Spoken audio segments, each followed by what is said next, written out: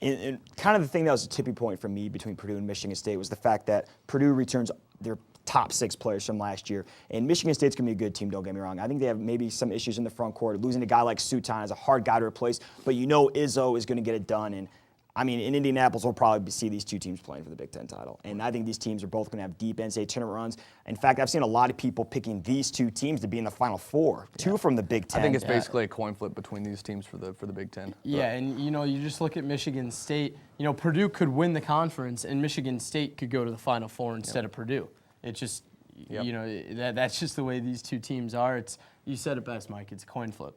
Mid-major time. Hate them in football, love them in basketball. Absolutely. For me, right now, the mid-major that's impressed me the most is Gonzaga.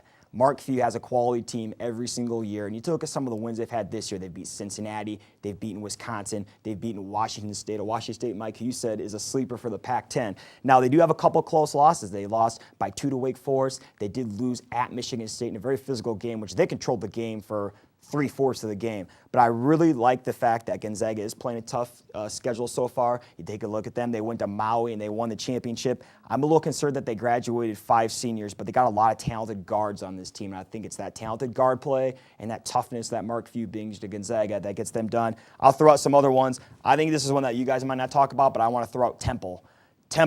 Temple's been to the NCAA tournament the last 2 years. You might not realize. And last year, they won the A-10 tournament. It wasn't Dayton, everybody's favorite team, Dayton. It was Temple. 2 years in a row in the NCAA tournament. And you look at what they've done this year. They've beaten Siena. They've beaten Penn State. They've beaten Virginia Tech. Maybe not the most blockbuster teams, but they're quality basketball teams. They've beaten them already. And then they lost to Georgetown by 1 point at Georgetown. I think this is a team they're going to battle it out, I think, with Dayton. And then you got guys like Duquesne in there that might do well.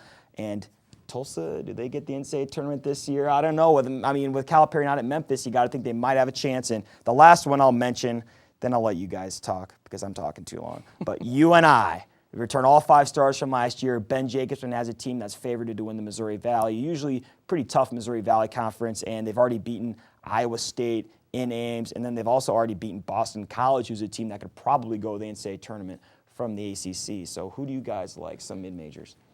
I think, you said it with Dayton and Temple. I think that's a very strong conference that people aren't really going to be, talking about maybe till their conference tournament.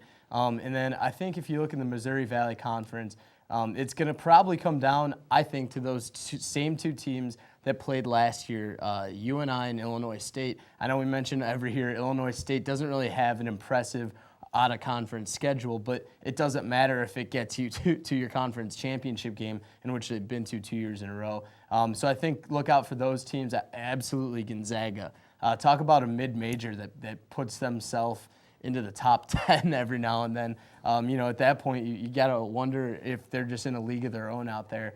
And then you look at teams, a little further east like Dayton, and I mentioned already, and Butler. You look at Butler, they're ranked preseason, and that's a team. I don't know how far they get in the tournament, but I think they'll definitely be seeing March Madness. And Butler's a team with a few losses already, but a team that will probably win the Horizon and probably get back in the NCAA tournament. Mike? Yeah, I think Butler's a very talented team. They've got some, the loss to Minnesota looks a little more questionable now, considering Minnesota's lost three of their last 4 games. But I think Memphis. And I know this is a little tricky, but they got a transfer from Duke, Elliott Williams. He was second in the McDonald's All-American Dunk Contest 2 years ago. He's a team leader. Kansas only beat Memphis by 2 on a neutral site, and Memphis had a shot to win it with a 3-pointer that Elliott Williams just missed. So I think this Memphis team, granted they play in Conference USA, it's not that strong, but I think this team is going to make it to the tournament, and they're going to have a lot of wins. And I'm not saying they're going to make it deep, but I think they're going to have a solid year, even with the loss of all those recruits in Calipari to Kentucky. Final Four time, and we don't got a bracket out right now or anything, but who do you guys like in the Final Four? Mike, we'll start with you. Give me your Final Four, and then give me who you think will win the national title. Well, it's hard to do right now. Yeah, I mean, these aren't going to be any shockers to anybody. But first off, I've got Kansas. We've talked about them and how talented they are and what Bill Self's done.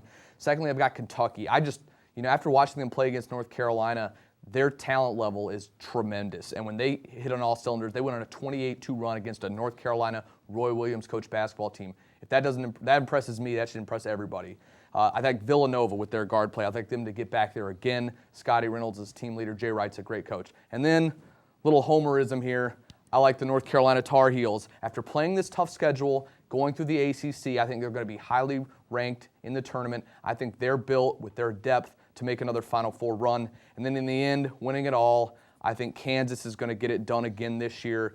What I go back to is Sharon Collins, guard play, Cole Aldrich inside, and then all the pieces that fit in nicely around it. These guys, all these other guys might not be phenomenal players, but they fit in well, and Bill Self is a great coach. Kansas cut down the nets at the end of the year.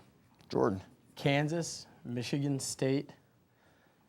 I wanted to take Texas, but I couldn't picture a Final Four without someone from the ACC. So North Carolina and Villanova. And in the end, I got to go with your pick, Mike, the Kansas Jayhawks. You know, they've got, you know, some guys that have been there before. And you mentioned, you know, the talent, and I mentioned it's not only the talent, but the leadership those two will bring to the table. Bill Self has himself a national title, and I think he'll get the second ring this year.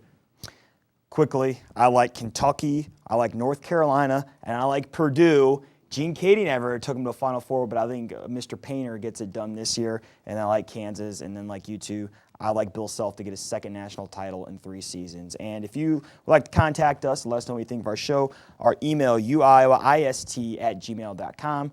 So for Mike Rabon, Jordan Loperena, I'm Alex Solsma, and you'll see us in the Hawk Nest. Please go to the Iowa basketball games. They need your support. They're a young team. They're going to fight hard. So get out the Carver and watch this Iowa basketball team compete against a very good conference opponents in the Big Ten. So we'll see you next time.